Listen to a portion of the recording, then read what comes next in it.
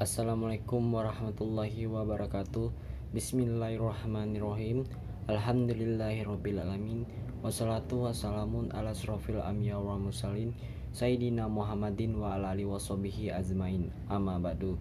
Pertama-tama marilah kita panjatkan rasa puji dan syukur kehadiran Allah Subhanahu wa taala, karena atas berkat dan rahmatnya kita semua diberikan nikmat yang tiada tara, termasuk nikmat dalam keadaan sehat walafiat. Tidak lupa pula sholawat serta salam kita curahkan kepada junjungan Nabi kita Muhammad SAW. Terima kasih juga saya ucapkan kepada Bapak Adi Mursalin SEMM selaku dosen pengampu mata kuliah Islamic Marketing dan Manajemen. Izinkan saya memperkenalkan diri terlebih dahulu. Perkenalkan, nama saya Muhammad Lutfi, NIM 12016109 dari Prodi Akuntansi Syariah kelas 3C. Dan pada kesempatan kali ini saya akan memaparkan jawaban saya mengenai diskusi pertemuan ke-11 yang membahas tentang teori perilaku konsumen. Pertama, saya akan membahas tentang perilaku konsumen. Para ahli memiliki beberapa pendapat mengenai definisi perilaku konsumen, yaitu menurut Gerard Zeltman dan Melanie Waldorf tahun 1971. Perilaku konsumen dapat didefinisikan sebagai proses pengambilan keputusan dan aktivitas individu secara fisik yang dilibatkan dalam proses pengevaluasi, memperoleh, menggunakan atau dapat mempergunakan barang-barang dan jasa.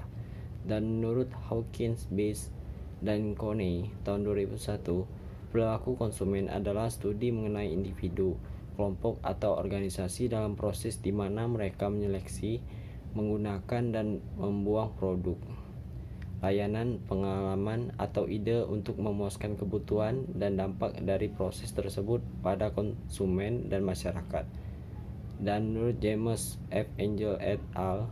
Tahun 1968 ayat 8, perilaku konsumen didefinisikan sebagai tindak-tindakan individu yang secara langsung terlibat dalam usaha memperoleh dan menggunakan barang-barang jasa ekonomis, termasuk proses pengambilan keputusan yang mendahului dalam menentukan tindak-tindakan tersebut.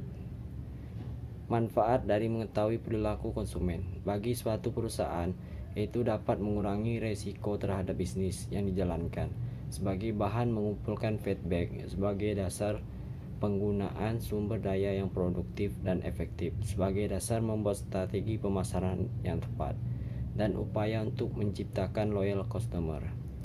Adapun faktor-faktor yang mempengaruhi perilaku konsumen dalam melakukan pembelian suatu produk. Yang pertama, faktor pribadi.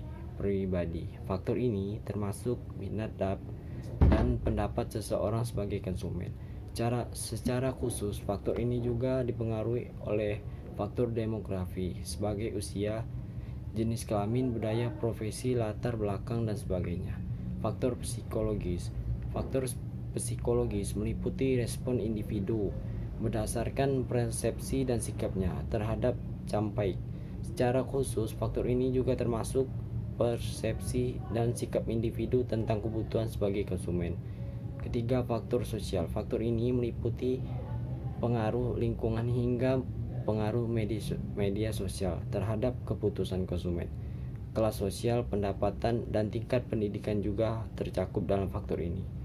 Selanjutnya, mengapa faktor pribadi bisa mempengaruhi perilaku konsumen dalam membeli suatu produk, yaitu karena faktor individu adalah faktor utama minat dan pendapat seseorang sebagai konsumen.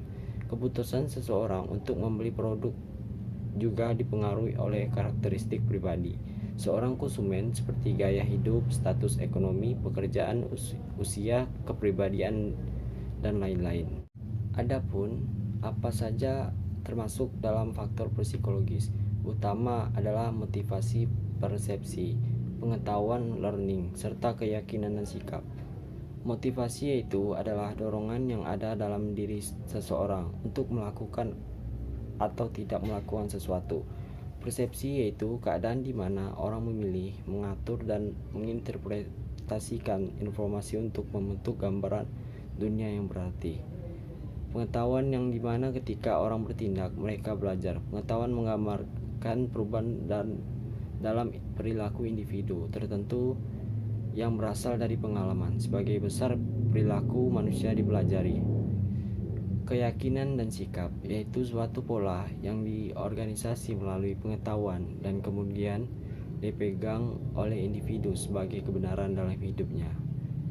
Adapun alasan mengapa faktor psikologis dapat mempengaruhi perilaku konsumen dalam membeli suatu produk, yaitu karena faktor psikologis merupakan pembentukan karakter seseorang sehingga dia menjadi unik. Keunikan itu juga yang berdampak pada pilih-pilihan yang memenuhi kebutuhan. Selanjutnya ada faktor sosial yang memiliki arti sekelompok orang yang secara bersama-sama mempertimbangkan secara dekat persamaan di dalam status atau penghargaan komunitas yang secara formal dan informal.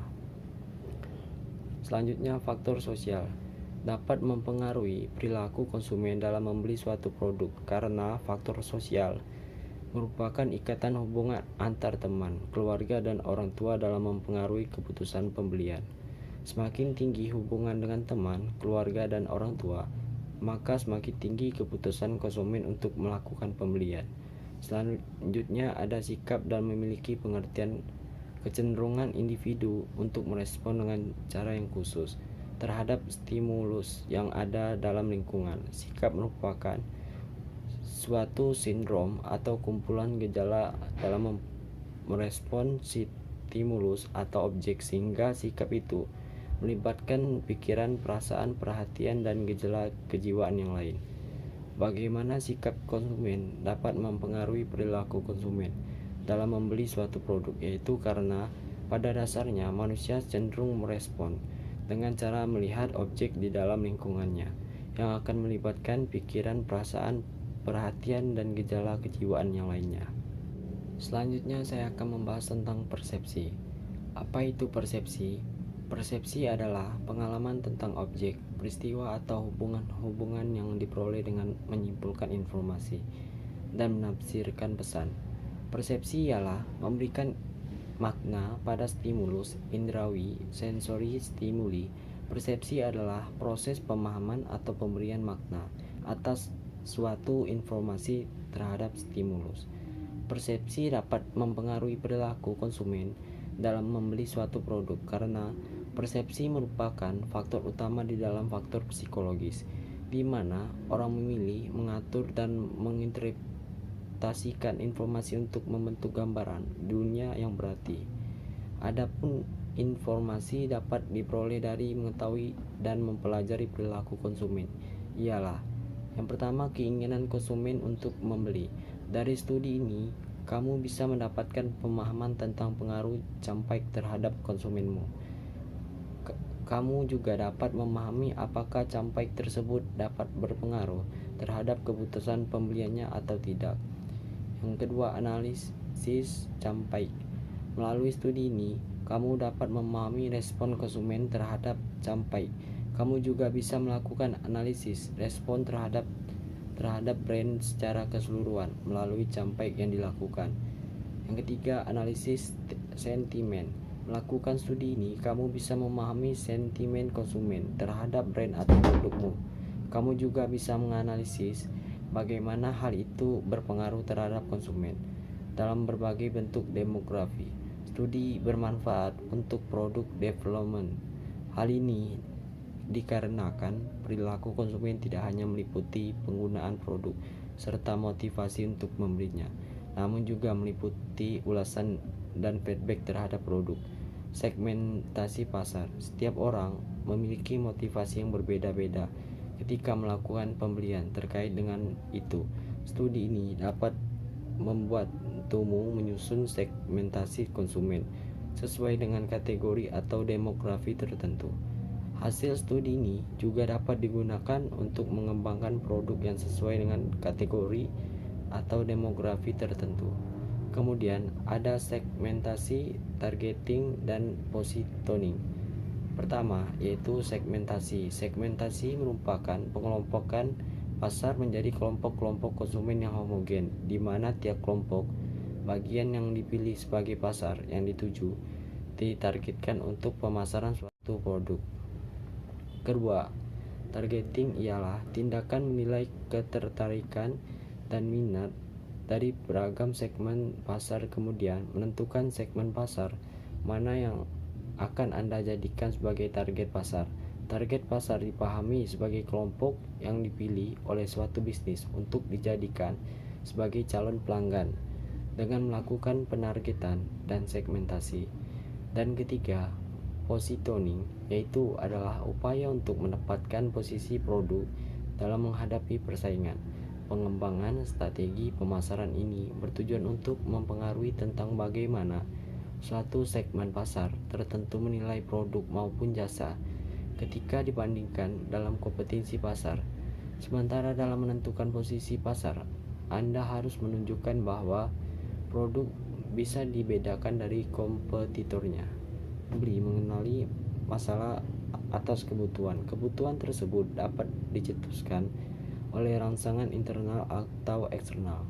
Kasus pertama yaitu yang dicetuskan oleh rangsangan internal, salah satu kebutuhan umum. Seseorang misalkan haus mencapai ambang batas tertentu dan mulai menjadi pendorong usaha pengenalan masalah, pencarian informasi, evaluasi alternatif, keputusan pembelian, perilaku pasca pembelian mencari air minum.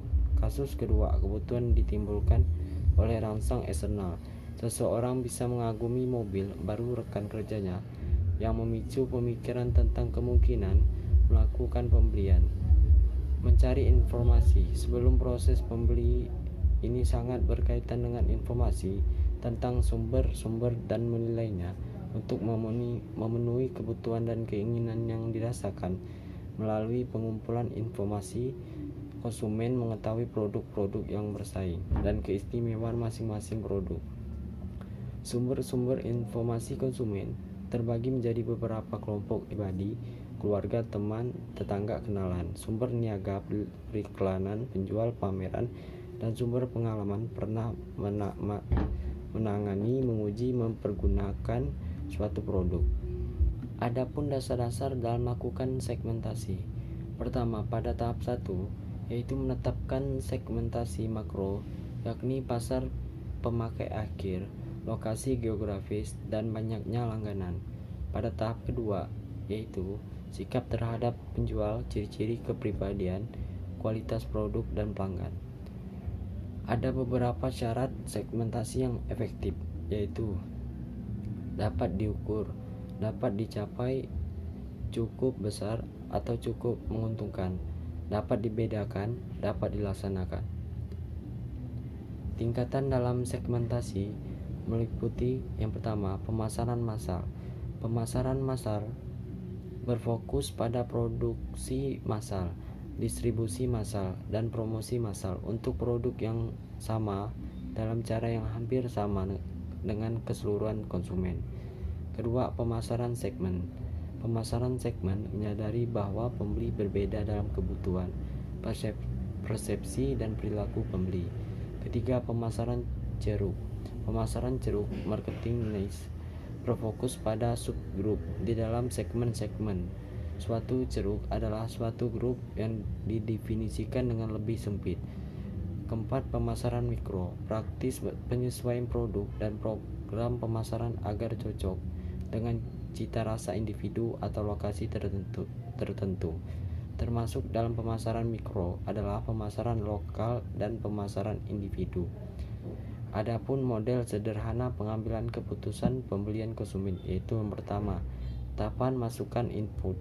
Pada tahap masukan mempengaruhi pengenalan konsumen terhadap kebutuhan dan keinginan pada suatu produk dalam usaha pemasaran yang dilakukan oleh pemasar, kualitas produk itu sendiri, harganya, dan menciptakan citra merek yang baik. Kemudian, pengaruh lingkungan sosial eksternal atas konsumen, keluarga, sumber informasi, dan teman-teman. Dampak kumulatif dari setiap usaha pemasaran, pengaruh keluarga dan teman-teman yang merupakan masukan yang mungkin mempengaruhi apa yang dibeli konsumen dan bagaimana mereka menggunakan apa yang mereka beli. Yang kedua, tahap proses. Pada tahap ini memfokuskan bagaimana cara konsumen dan mengambil keputusan yang mempengaruhi oleh faktor psikologi, motivasi, persepsi, pengetahuan kepribadian dan sikap. Kemudian pada tahap masukan mempengaruhi pengenalan kebutuhan. Proses pembeli dimulai ketika pembeli mengenali masalah atas kebutuhan. Kebutuhan tersebut dapat dicetuskan oleh rangsangan internal atau eksternal. Kasus pertama yaitu yang dicetuskan oleh rangsangan internal. Salah satu kebutuhan umum. Seseorang misalkan haus mencapai ambang batas tertentu dan mulai menjadi pendorong usaha pengenalan masalah, pencarian informasi, evaluasi alternatif, keputusan pembelian, perilaku pasca pembelian mencari air minum. Kasus kedua, kebutuhan ditimbulkan oleh rangsang eksternal. Seseorang bisa mengagumi mobil baru rekan kerjanya yang memicu pemikiran tentang kemungkinan melakukan pembelian. Mencari informasi sebelum proses pembeli ini sangat berkaitan dengan informasi tentang sumber-sumber dan menilainya untuk memenuhi kebutuhan dan keinginan yang dirasakan. Melalui pengumpulan informasi, konsumen mengetahui produk-produk yang bersaing dan keistimewaan masing-masing produk. Sumber-sumber informasi konsumen terbagi menjadi beberapa kelompok: pribadi, keluarga, teman, tetangga, kenalan. Sumber niaga, periklanan, penjual, pameran, dan sumber pengalaman pernah menangani, menguji, mempergunakan suatu produk. Menurut Bukhari 2004, motif-motif keputusan pembelian mencakupi satu, primary buying motif, yaitu motif untuk membeli yang sebenarnya. Misalnya kalau wanita ingin cantik akan mencari make up. Kedua, selective buying motif, yaitu pemilihan terhadap barang-barang, misalnya apakah ada keuntungan bisa membeli barang. Tiga, patronage buying motif, ini adalah selective buying motif yang ditunjukkan kepada teman atau tokoh tertentu. Pemilihan ini bisa timbul karena tepat, dekat, cukup, persediaan barang dan pelayanan memuaskan. Kriteria yang digunakan konsumen selama pengambilan keputusan akan tergantung pada beberapa faktor, diantaranya pengaruh situasi, kesamaan alternatif pilihan, motivasi, keterlibatan pengetahuan. Ada 4 sudut pandang dalam menganalisis pengambilan keputusan konsumen, yaitu yang pertama, sudut pandang ekonomis. Konsumen sebagai orang yang membuat keputusan secara rasional, yang mengetahui semua alternatif produk yang tersedia dan harus mampu membuat peringkat dari setiap alternatif yang ditentukan dan dipertimbangkan dari kegunaan dan kerugian, serta harus dapat mengidentifikasikan suatu alternatif yang terbaik, disebut economic man. Yang kedua, sudut pandang kognitif. Konsumen sebagai cognitive man atau sebagai problem solver. Konsumen merupakan pengolah informasi yang selalu mencari dan mengevaluasi informasi tentang produk dan gerai. Pengolah informasi selalu berujung pada pembentukan pilihan. Terjadi di inisiatif untuk membeli atau menolak produk.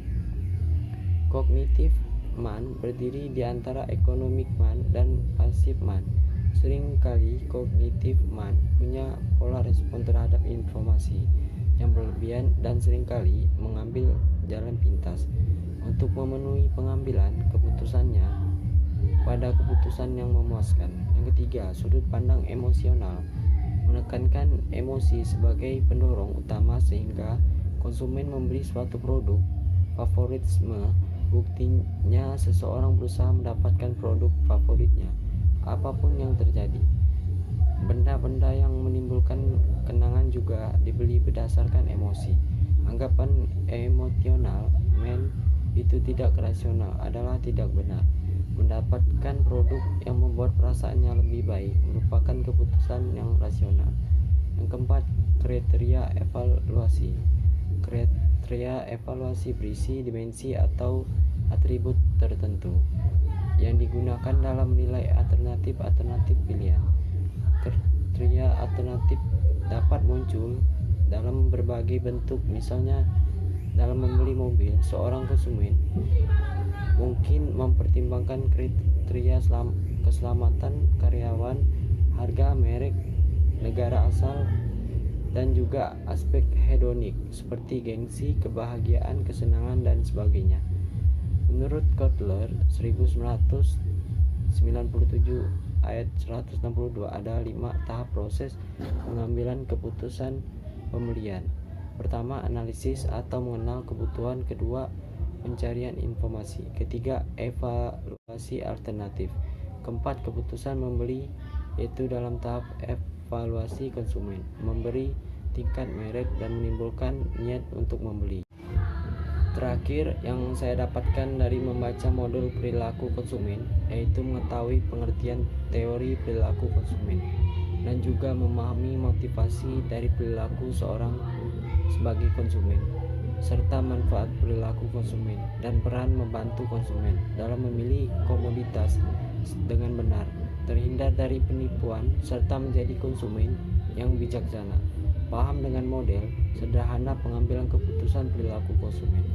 Teori-teori yang saya dapat dari membaca modul ini adalah studi mempelajari tentang tindakan seseorang terhadap sebuah produk, jasa, brand, atau perusahaan. Proses pengambilan keputusan untuk menghabiskan uang, waktu, dan tenaga seorang pelanggan juga menjadi bagian dari studi tersebut. Ada beberapa dalil yang menerangkan tentang konsumsi yang bisa dijadikan sebagai acuan bagi seseorang. Pertama, anjuran untuk tidak berlebih-lebihan dalam berkonsumsi. Dalam hal ini, Allah SWT berfirman, artinya, hai anak Adam, pakai pakaianlah yang indah di setiap memasuki masjid. Makan dan minumlah dan janganlah berlebih-lebihan. Sesungguhnya Allah tidak menyukai orang-orang yang berlebih-lebihan. Surah Al-A'raf ayat 31. Kedua, anjuran mengkonsumsi yang baik dan halal. Allah SWT berfirman, hai sekalian manusia, makanlah yang halal, lagi baik dari apa yang terdapat di bumi, dan janganlah kamu mengikuti langkah-langkah syaitan, karena sesungguhnya syaitan itu adalah musuh yang nyata bagimu. Hadis riwayat surah Al-Baqarah ayat 168. Allah menjelaskan bahwa Dia Maha Pemberi rezeki kepada seluruh makhluknya. Dia menganugerahkan kepada mereka kebolehan memakan makanan yang halal, lagi baik, serta melarang mereka memakan makanan yang diharamkan kepada Al-Rifa ayat 1999-267. Allah menyuruh hambanya yang beriman memakan yang baik-baik dari rezeki yang telah dianugerahkan kepada mereka. Oleh karena itu, hendaklah mereka bersyukur kepadanya. Jika mereka mengaku sebagai hamba-hambanya, memakan makanan yang halal merupakan sarana untuk diterimanya doa dan ibadahnya. Sekian penjelasan materi yang dapat saya sampaikan pada pertemuan kali ini. Semoga dapat bermanfaat bagi saya sendiri maupun rekan-rekan yang telah mendengarkan dan menyimak penjelasan saya. Mohon maaf jika terdapat banyak kekurangan dan kesalahan, baik dalam penyampaian materi maupun lainnya, karena manusia adalah tempatnya salah dan khilaf. Terima kasih atas perhatiannya. Sampai jumpa pada pertemuan selanjutnya. Saya akhiri, wabillahi taufik wal hidayah. Wassalamualaikum warahmatullahi wabarakatuh.